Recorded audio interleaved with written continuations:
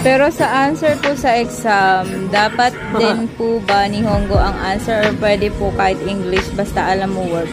Hindi po pwede yung English po. Kung pasado na po kayo sa initial interview, meron pong example po ng exam doon. Kung ano po yung sa sample po, yun po mismo yung exam. So, ang nakasulat po doon, ang pwede nyo pong isagot, pwedeng Nihongo, pwedeng Romanji, pwedeng both. Wala pong nakasulat na pwede pong English. Kasi po, fill in the blank po yun.